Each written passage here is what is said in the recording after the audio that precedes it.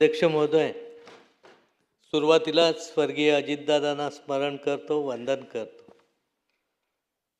सन 2026-27च्या अर्थसंकल्पावरील चर्चेत भाग घेत असताना या अर्थसंकल्पाला पाठिंबा देण्याचं काम करतो.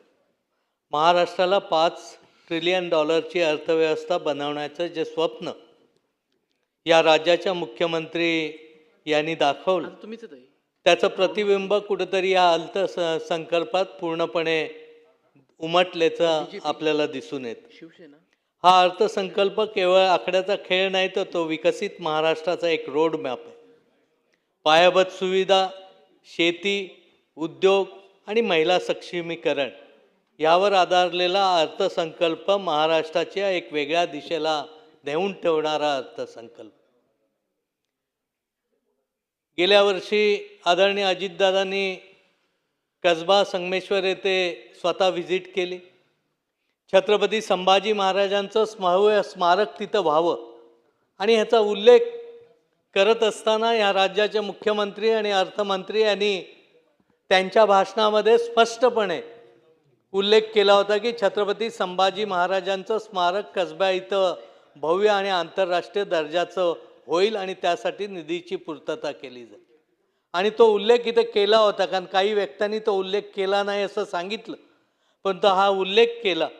आणि दादांच्या आठवणीसाठी तिथलं स्मारक देखील अतिशय भव्य स्वरूपात होईल याची ग्वाही आणि याची नोंद घेऊन या अर्थसंकल्पामध्ये त्याचा समाविष्ट केला. त्याबद्दल सुरुवातीलाच मी या राज्याचे मुख्यमंत्री आणि दोन्ही उपमुख्यमंत्र्यांना मनापासून धन्यवाद देतो. ज्या पद्धतीने शेतकरी कर्जमाफीची योजना आज आपल्यासमोर आली, या योजनेतून अनेक शेतकऱ्यांना या योजनेचा लाभ मिळणार. कोकणामध्ये फारशी पीक कर्ज घेतली जात नाही, कारण प्रामुख्याने भात शेती हे एक पीकच प्रामुख्याने घेतलं जातं. आणि म्हणून या निमित्ताने माझी एवढीच मागणी असेल की कोकणची शेती ही मुळात आमची हापूस, काजू, नारळ, सुपारी, कोकम अशा फळबागावर आधारित असते. त्यामुळे ज्या बागायतदारांनी फळपीक आणि कर्ज घेतलेलं आहे त्यांची देखील समाविष्ट या कर्जमाफीमध्ये होण्याबाबतचा विचार प्रामुख्याने व्हावा, ही देखील मागणी या निमित्ताने मी करतो. त्याचबरोबर आपल्याला माहिती आहे की काही वेळा सोसायटीच्या माध्यमातून नवं जुनं कर्ज केलं जातं आणि त्यामध्ये त्या शेतकऱ्यालाही कधीकधी माहीत नसतं आणि अशावेळी तो ह्या योजनेपासून वंचित राहण्याची भीती एक त्या माध्यमातून असते. म्हणून माझी विनंती आहे की या पद्धतीच्या जे शेतकरी आहेत त्यांना देखील याच्यामध्ये पात्र धरून यांना कर्जमाफी देण्याचं धोरण निश्चित करावं. आंबा पीक, काजू पिकासाठी 2 लाखापेक्षा जास्तचं कर्ज घेतलेलं असतं आणि ते वेळच फेडतात. त्यांना देखील 50,000च्या ऐवजी 1 लाखापर्यंत अनुदान आपण देता आलं माफीमध्ये, तर त्याचाही उपयोग खूप चांगल्या पद्धतीने. या सरकारचं अभिनंदन करताना अजून एक महत्त्वाची कोकण आणि विशेषतः रत्नागिरी आणि सिंधुदुर्ग जिल्ह्यासाठी एक महत्त्वपूर्ण योजना जी आदरणीय अजितदादांनी चालू केली होती, सिंधुरत्न अशी ही योजना होती.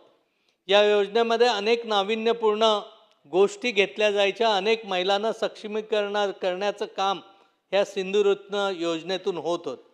मधल्या काळात ही योजना बंद होती, परंतु ज्यावेळी या आमच्या जिल्ह्याचे पालकमंत्री उदयजी सामंत साहेब असतील यांच्या अथक प्रयत्नातून पुन्हा एकदा ही योजना चालू करण्याचं काम आदरणीय मुख्यमंत्री आणि अर्थमंत्री म्हणून फडणवीस साहेबांनी केल्याबद्दल देखील कोकणच्या वतीनं मी यांना मनापासून धन्यवाद देतो.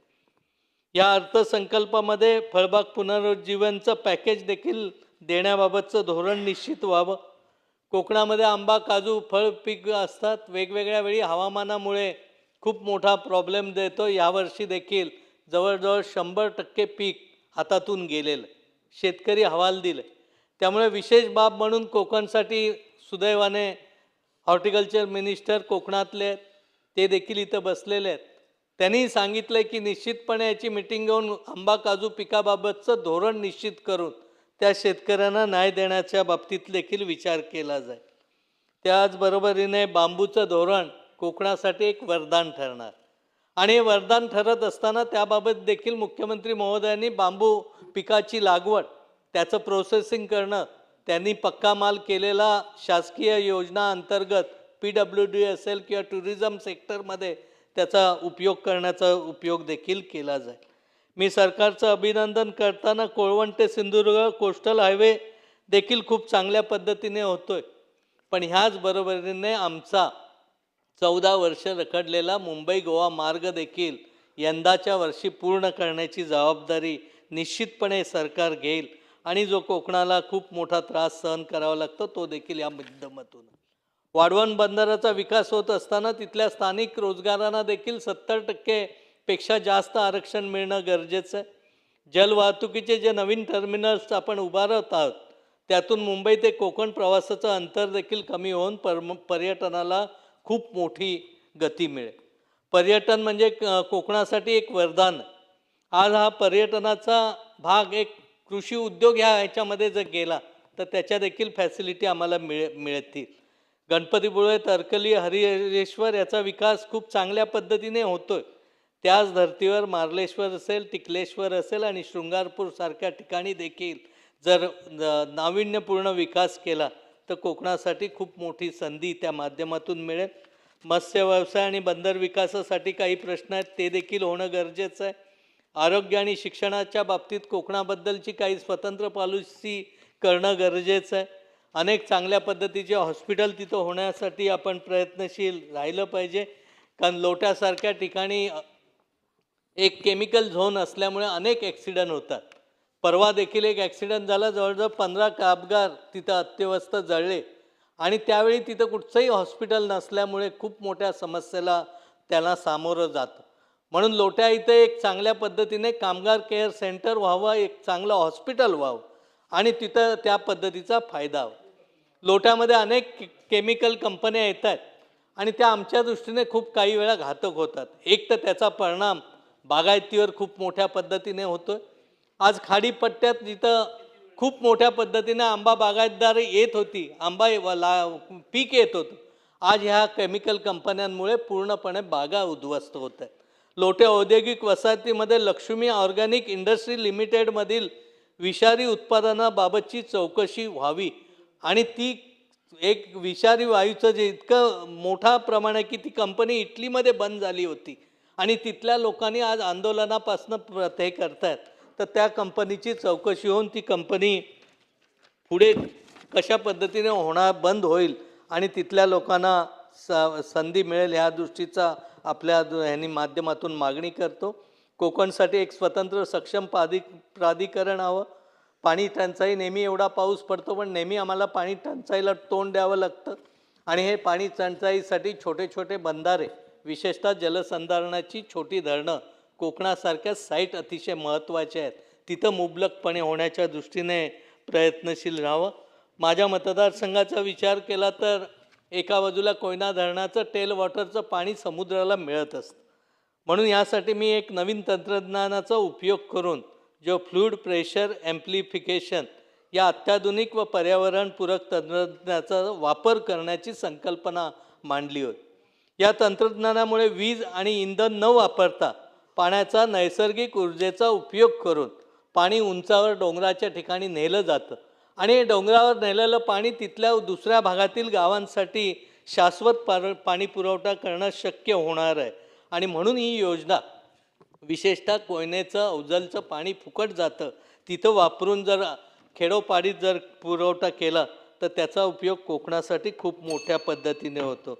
आज आपल्याला ह्या निमित्ताने मी आपल्यासमोर एक विषय मांडीन की चिपळूण आणि कराड हा रेल्वे मार्ग करण्याचं बरेच दिवस चाललं होतं. पृथ्वीराज बाबा त्या दृष्टीने अतिशय प्रयत्न करत होते, परंतु दुर्दैवाने इतका महत्त्वाचा प्रकल्प आजपर्यंत पूर्ण होऊ शकला नाही. तर ह्याच्यामध्ये केंद्र शासनाच्या माध्यमातून प्रयत्न करून पाठपुरावा करून राज्य सरकारने या बाबतीतला देखील विचार करावा. अनेक गोष्टी बोलण्यासारख्या, परंतु कोकणाला न्याय देण्याच्या दृष्टीने कोकण कृषी विद्यापीठाला देखील आर्थिक स्थैर्य देण्याच्या दृष्टीने फार मोठं अनुदान देण्याचं गरजेचं आहे. कारण तिथला स्टाफ कमी आहे, बिल्डिंगची तिथं वानवा आहे, रिसर्च करण्यासाठी शास्त्रज्ञांची कमी आहे.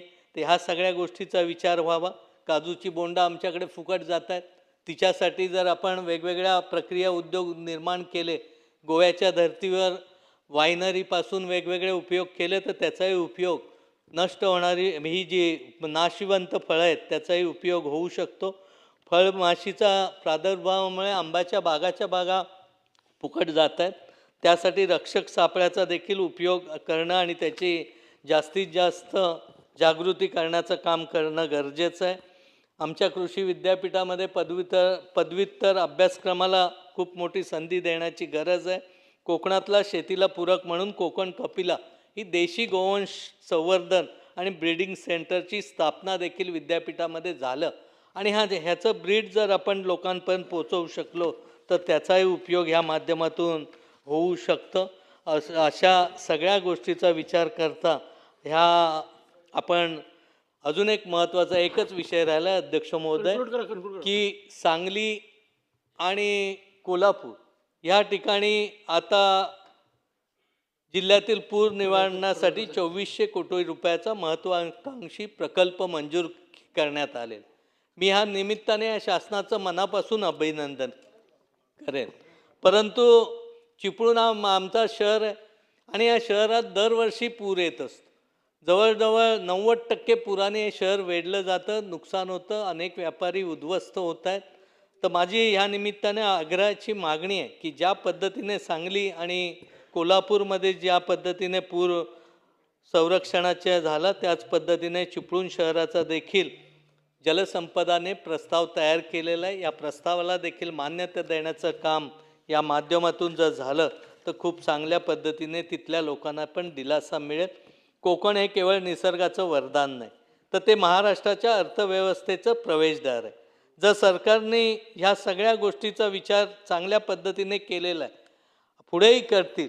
कारण अजितदादांची इच्छा होती की कोकणातला माणूस फार मागत नाही, त्याला काहीतरी दिलं पाहिजे आणि त्या भूमिकेतून पुढच्या ह्याच्यामध्ये ह्या गोष्टी दिल्या तर कोकण देखील समृद्ध होईलच आणि महाराष्ट्र देखील $5 ट्रिलियन कडे निश्चितपणे या राज्याचे मुख्यमंत्री आदरणीय देवेंद्रजी फडणवीस साहेब, उपमुख्यमंत्री शिंदे साहेब, उपमुख्यमंत्री सुनेत्राताई ह्या सर्वांच्या माध्यमातून चांगल्या पद्धतीने कूच करेल हा विश्वास या निमित्ताने मी व्यक्त करतो. या अर्थसंकल्पाला पाठिंबा देतो आणि माझे 2 शब्द संपवतो. जय हिंद, जय महाराष्ट्र, जय